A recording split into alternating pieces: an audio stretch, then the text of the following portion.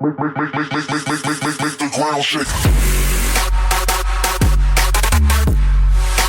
Guys, so I'm sitting here with Mark, who is the studio head at Treyarch, and he's allowed us to come speak with us. Thank you so much. I really appreciate this time. No, I know you guys are very, very busy. Let's kick it right off. Black Ops 3. You guys have been working on it for what, 2.5 years? Yeah. Ever since we wrapped up Black Ops 2, we've been hard at work. Okay, and I mean, I had some time with it. I played multiplayer for about half an hour, and Awesome. I saw a nice little 15-minute single-player campaign demo, and it really does look good. I mean, you guys always do amazing jobs. You know, Treyarch's a powerhouse company, and I personally prefer the Treyarch games to any of the other companies. I think you guys have a bit of an edge, so I'm a big fan of what you guys put up. But why don't you maybe break down? I know multiplayer is huge for you guys. Why don't you break down what you've done to make multiplayer maybe a little different from the previous games in the series? How have you taken it to the next level? Yeah. So look, we loved how Black Ops 2 turned out, and we love how it felt. We love the balance, both the weapon balance, the map balance, and everything about it. We took all of that, and we've just improved upon it with Black Ops 3 in really every possible way. We started with the movement set. Now, if you just look at the movement set, that's not enough. You got your hands on it, and you know what I'm talking about. It feels like a better version of Black Ops 2. It's like everything you love about the precision movement in Black Ops 2, but it's more fluid, it's more fast, you have more ability to navigate your environment. Wall running, which was cool. Absolutely. Yeah. You know, that's about taking a different path in our environment. It's the auto mantling, everything is about, let's face it, when you're playing Black Ops,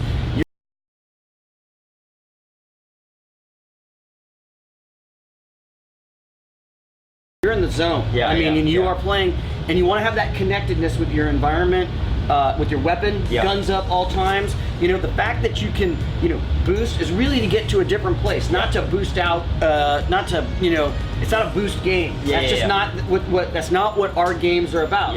Right? It's about keeping combat in frame, fluid, guns up all time, no matter what you're doing. You can mantle omnidirectionally in this game. You can power slide. You can chain all these movements together, and it really is. And then what we did is we crafted these maps that make it so much fun to use all these movements. And the thing about it is, you know what? If you don't want to do these movements, we don't force it on you. The game keep it old school if you want, corridor shooting. You can, but I dare you to, because it's so fun to play. I don't want to do it. And we were developing it. It was really fun too. We had this phrase called "fun to fail." And so we knew that we had it, and it was fun, and it felt good when people did it, even when they shouldn't have been doing it. Because sometimes you expose yourself when you're in those situations. But it was a blast to make. We iterated on this movement system for the better part of a year before we unleash the artists on the maps. I mean, they were just like, the designers are just blocking out these maps and the play spaces, and really and the engineers and the designers are working together, and the animators, and tuning the movements so it felt tight. Really great. Well-oiled machine. Absolutely. Before we would head and let these maps go into production and make them beautiful the way you see them, with all the great new graphics engine, the lighting and the rendering and the effects and the particles and just everything, and beautifying, because we're tearing apart these maps every day, and we're changing things. And so that development of that movement system and those maps went hand in hand, and that was just super important to make sure that it feels great and it's balanced. Yes, it's very important, obviously. For us it's critical. And that's not just, we know people play this game professionally and they expect it to be balanced. But that's not just the pros, that's everybody. Everyone wants a super balanced game. They want great spawns. They want weapons that look and feel great. It's why we did the weaponsmith. We wanted to finally be able to realize, with all this power that we have and the extra time that we had in this development cycle, to be able to allow people to really craft their guns inside the gunsmith. Personal touch, you know what? And it's not just about the visual look, it's about how it feels. It always comes down to gameplay. But we like people to add their personal style. That's why we put the paint shop in. And so you can have your very own unique weapon that nobody else has in the world. Which is cool. Which is, guys want unique things, to them in the game. So that's I think that's a great. Well, especially, all the time that we're so fortunate to have, that the fans like to play our game. You really, it's like, this is my weapon right here. And when you see it in the kill cam, or you've taken a video of it or whatever, I want people to know your logo, your tag, and be like, that's right. That's right. I just own your ass. That's what it's about. That's what it's about. But let's step away from multiplayer. Let's talk about the single player campaign. I know you can't maybe talk about too much story wise, obviously, but what can you tell me about the single player, and what kind of roller coaster ride are we in for? Oh man, it's like it's a culmination of the story that we've created with Black Ops, and really Black Ops is you know, it's always in these time settings, but it's always about, and we'll have like a conflict that we've created in the future, that we've done a bunch of research, and we're gonna, you know, the players are gonna go through that roller coaster ride, but Black Ops is always about those deniable operations. Those totally messed up things that you're like, oh, that's why they're there, that's what we're doing. And that's true in this one as well. It's dark, it's gritty, it's twisted, it's messed up.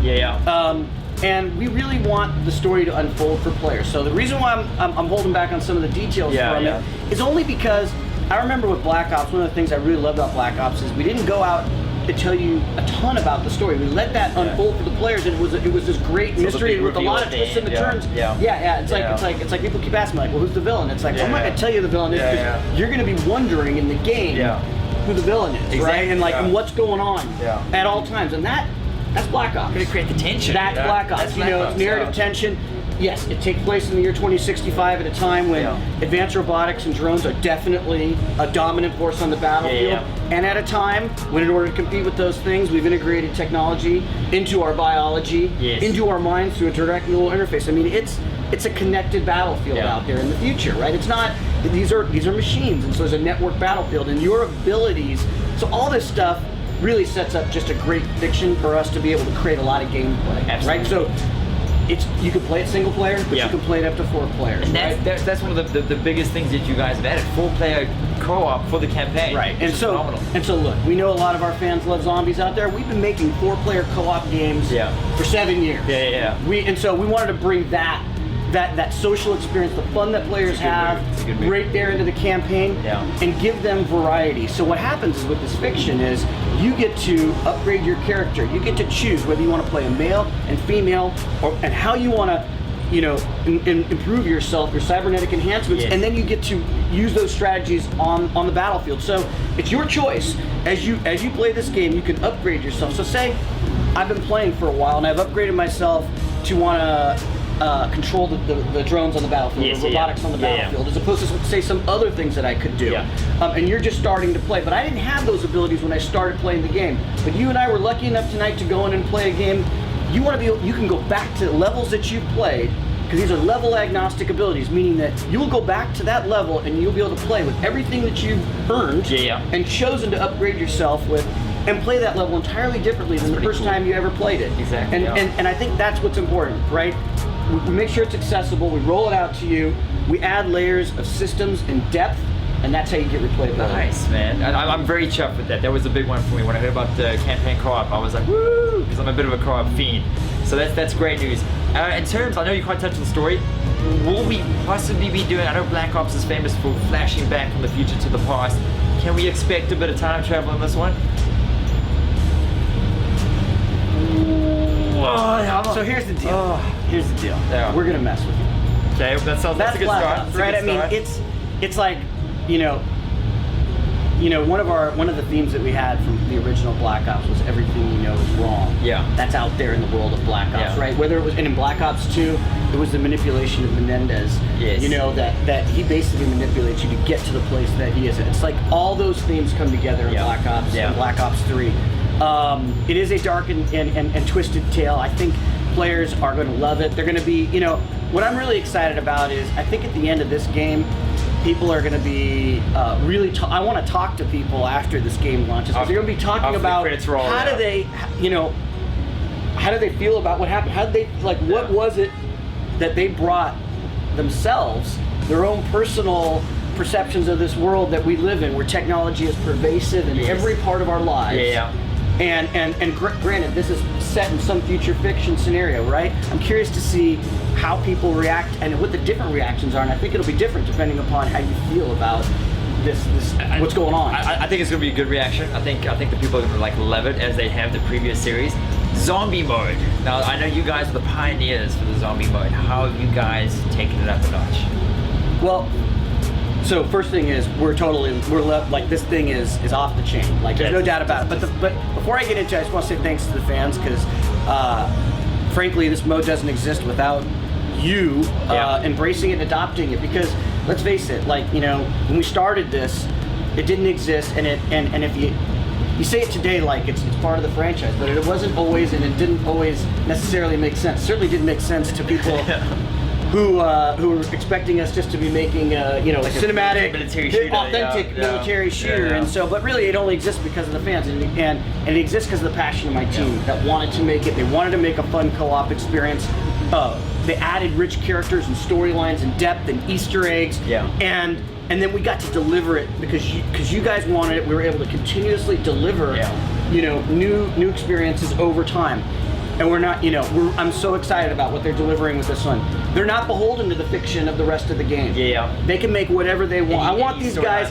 So, look, we've been telling a story for the last, I guess, 7 years now, and so that continues as part of the mythology, without getting into it, who the characters are that you might or might not experience or play. But it's a deep, rich storyline. It's unique, creative, wholly unique to the rest of the game. It's its own game. You'll be able to level up. So your recognition as a player, we'll be seeing in the game for the first time. I'm excited about that, and we'll talk about what gameplay is associated with that later. But it's the deepest and richest zombies experience we've ever made, and really, honestly, that's kind of the mantra on the whole thing. I wanted to make the deepest and richest Call of Duty campaign we've ever had, with gameplay and all that, and on the multiplayer and on zombies, because for us, it's like, we're very proud of the past Black Ops games that we made, and it really is the challenge that the team has to make a Black Ops 3. It's like, we really set out to push ourselves, to scare the crap out of ourselves in development, and try things, really feel it, really feel break it. some molds, Absolutely. Some of that stuff did work, some of it worked, but we just kept pushing. And as creatives, it's the reason to make the next Black Ops, was to push ourselves. Awesome. I cannot wait till it comes out. It comes out November 6th. November 6th, we can get our hands on it. Absolutely. I'm a massive zombie. But before that, we're going to have the multiplayer beta. Oh yes, of course. In August. And fans can look online on how to get into that. But I'm really excited about that. It's like I can sit here and talk to you, and we can do these interviews. Can listen for but hours. you've played it. But you've played it. Yes. And I really feel like you have to feel this game. It feels so. It feels so fluid. It's just fast. Like you were saying, it's just fast. It's the pace has been not ranked up. Precision though, right? Precision control. Everything you feel like you do have control over. You feel powerful. That combat's in frame, the levels feel so good, the weapons feel so good, they're so well balanced. The sound, I noticed the sound is so patchy. The sound has been well improved. Our sound designers have really been, and that's both sound design and technology that work together to make it. The sound's incredible. It sounds phenomenal. So I'm just super excited that fans get a chance to experience it before it comes out. We haven't done that since we did it with World at War. Yes, exactly. A long time. It was the last time we had a beta in the franchise. I'm glad to be bringing it back, and happy that Activision's supporting us in that. And I'm happy that we're going to get the feedback from the fans, so that we can make it the best experience possible. It helps, just to iron out those last creases before launch, Awesome, guys. Well, you've heard it from the man himself. I cannot wait till November 6th. I will be first in line. Thank you so much for sitting down and speaking to us. I really appreciate it. Absolutely. And guys, no reason not to go out and get it, Thank you, guys. See you guys.